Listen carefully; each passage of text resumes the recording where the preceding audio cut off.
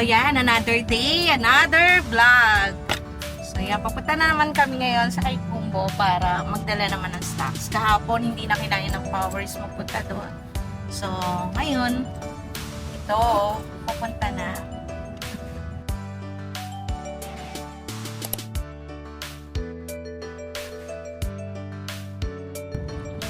Ayan, so habang bumabiyahe tayo,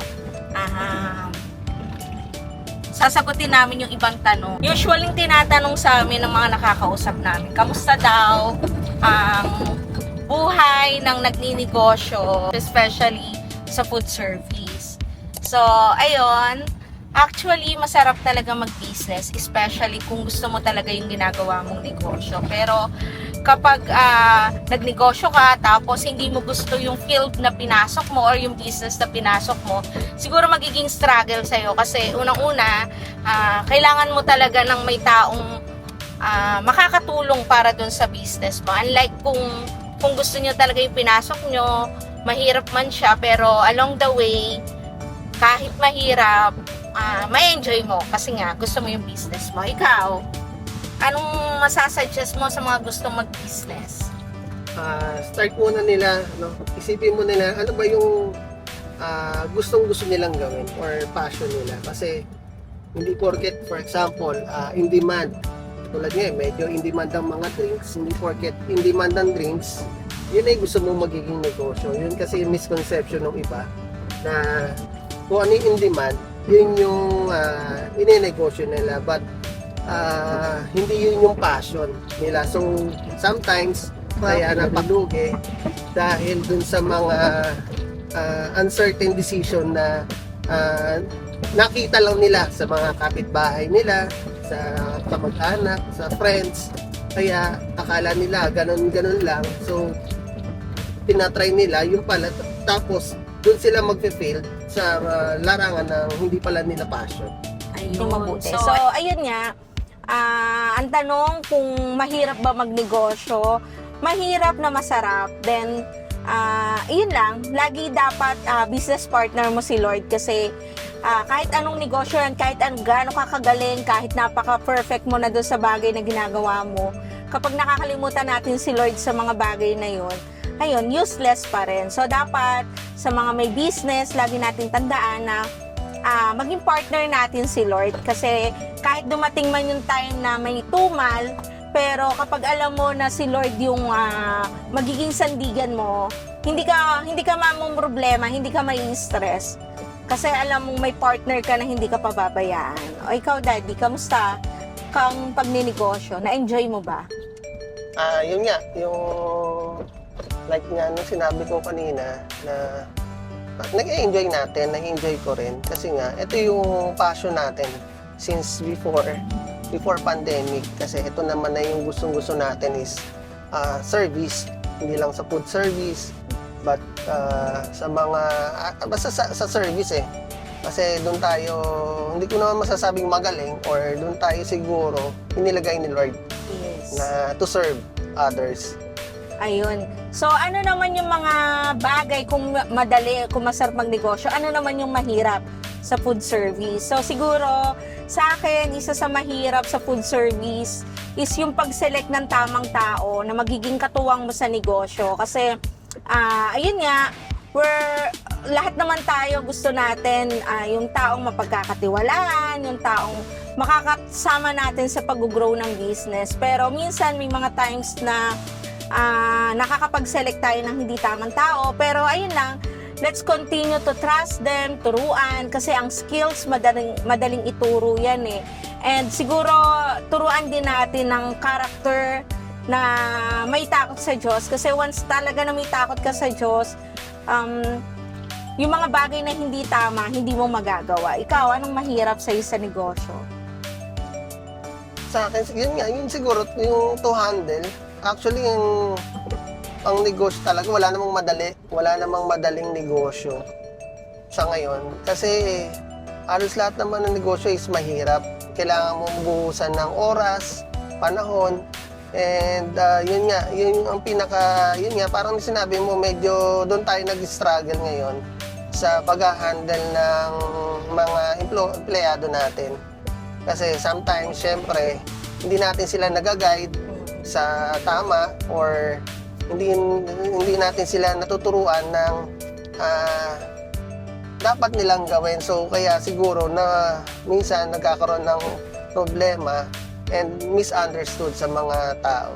So, But then, yun nga, nandito tayo para tulungan sila to mag-grow, hindi lang dahil sa sweldo, but turuan natin silang mag-grow para sa future. whatever na mangyari, wala man sila sa atin, at least maaalala nila tayo na yun yung tinuro natin sa kanila na ma-apply nila sa magiging future work nila. Yun. So, ayun nga. Siguro talaga kailangan mo ng understanding, compassion, kasi saka ano din dapat, ano pa bang pwede nating sabihin sa pag-handle ng tao? Siguro yun nga, kailangan talaga maiintindihan mo kasi hindi laging okay yung pakiramdam nila. Minsan wala sila sa mood.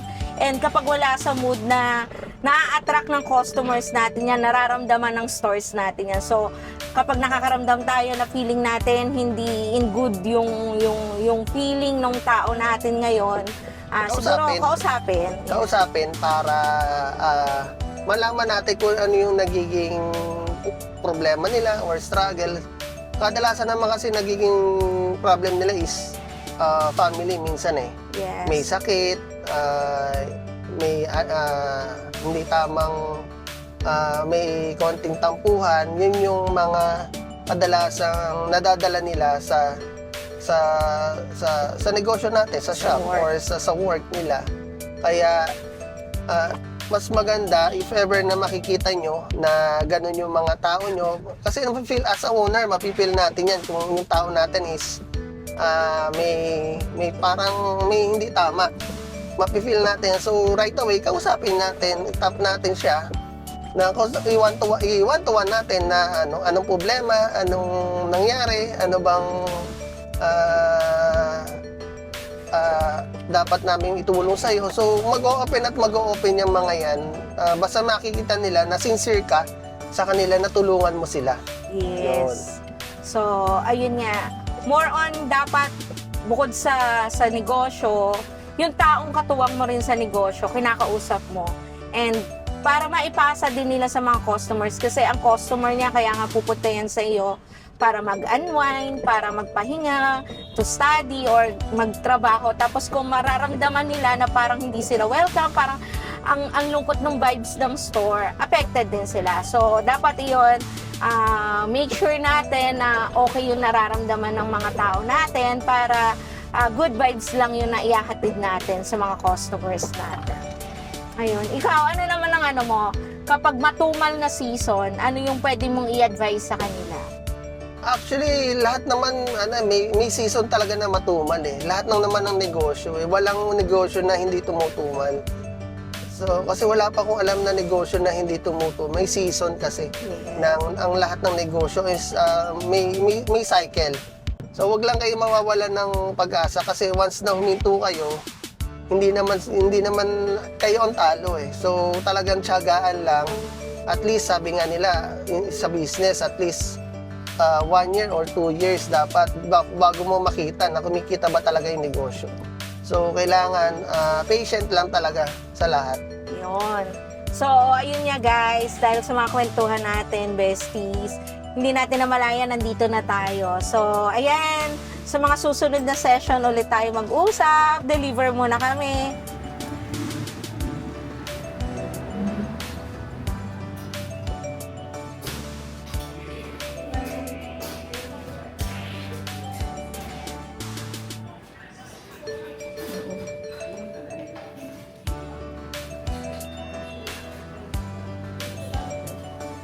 May kitchen ba yan?